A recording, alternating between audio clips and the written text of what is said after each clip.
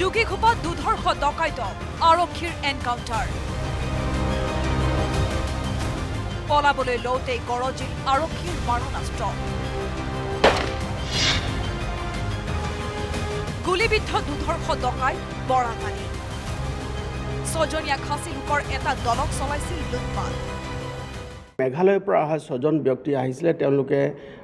second hand গাড়ী কিনিবৰ কাৰণে আহিছিলে ট্ৰাক কিনিবৰ কাৰণে আহিছিলে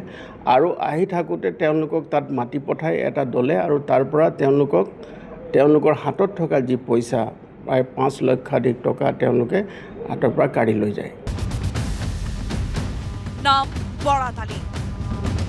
শুকুৰবাৰে মাজনিশা যোগীঘোপা আৰক্ষীয়ে কৃষ্ণাৰ পৰা গ্ৰেপ্তাৰ কৰিছিল দুধৰ্ষ ডকাইত বৰাতালীক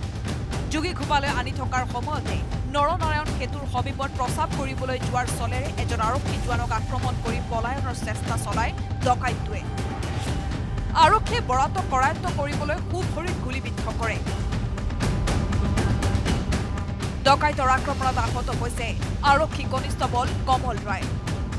ইতিমধ্যে আৰক্ষীয়ে দুধৰ্ষ ডকাইতটোৰ পৰা এটা পিষ্টল আৰু ডকাইতিৰ কামত ব্যৱহৃত এখন বাহন জব্দ কৰে পূৰ্বেও ধন দাবী ডকাইতিৰ দৰে বহু অপৰাধজনিত ঘটনাত জড়িত আছিল বৰাত নৰনাৰায়ণ সেতুৰ সমীপত তেওঁ প্ৰস্ৰাৱ কৰিবলৈ বাহনৰ পৰা নামে আৰু সেই সময়ত তেওঁ অন্ধকাৰৰ সুযোগ লৈ পলায়নৰ চেষ্টা কৰিছিলে আৰু সেই সময়ত আৰক্ষীৰ তিনিজাইকে গুলী চলাবলগীয়া হয় আৰু আৰক্ষীৰ গুলী চালনাত তেওঁৰ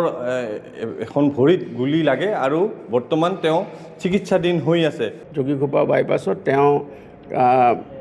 পেচাব কৰিবৰ কাৰণে তেওঁ জোৰকৈ কোৱাৰ কাৰণে তেওঁ ৰখিব লগা হ'ল আৰু ৰখিব গাড়ীৰ পৰা নমাৰ অৱস্থাতে তেওঁ আমাৰ যিগৰাকী কনষ্টেবল তেওঁক ধৰি আছিলে তেওঁক বহুত জোৰকৈ আক্ৰমণ কৰে আৰু তেওঁক আক্ৰমণ কৰি তেওঁ পলাই যাবলৈ চেষ্টা কৰে সেই সময়ত তেওঁ ভৰিলৈ লক্ষ্য কৰি এটা গুলী কৰ্তব্যৰত বিষয়াই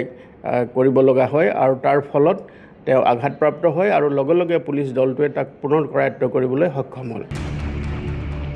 19 আগষ্টত যোগীঘোপাৰ খেৰপুজিত সংঘটিত ডকাইতৰ ঘটনাত জড়িত আছিল বৰাতালী মেঘালয়ৰ নংষ্টঙৰ পৰা পুৰণি গাড়ী কিনিবলৈ অহা 6জনকৈ খাচী লোকক মাৰধৰ কৰি অস্ত্ৰ দেখুৱাই লুটি লৈছিল 5 লক্ষাধিক টকা পৰৱৰ্তী সময়ত যোগীঘোপা আৰক্ষী থানাত এজাহাৰ দাখিল কৰিছিল ভুক্তভোগী খাচী দলটোৱে এজাহাৰৰ ভিত্তিত আৰক্ষীয়ে অভিযান চলাই গ্ৰেপ্তাৰ কৰিছিল বৰাতালীক বিশেষ অভিযান চলাই কালি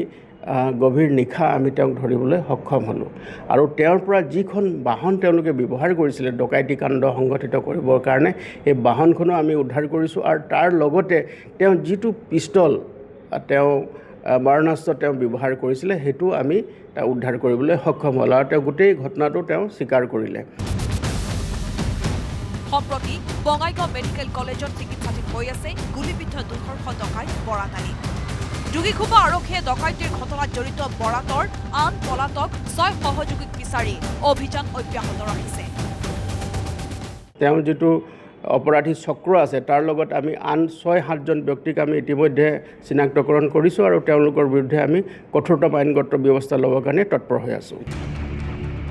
বঙাইগাঁৱৰ পৰা Upananda Sharma report news 18 Assam north east আপুনি বিচৰা বাতৰি পাব কেৱল নিউজ 18 এপত নিউজ 18 এপ ডাউনলোড কৰিবলৈ স্কেন কৰক এই QR কোড গুগল প্লে ষ্টৰতো পাব এই নিউজ 18 এপ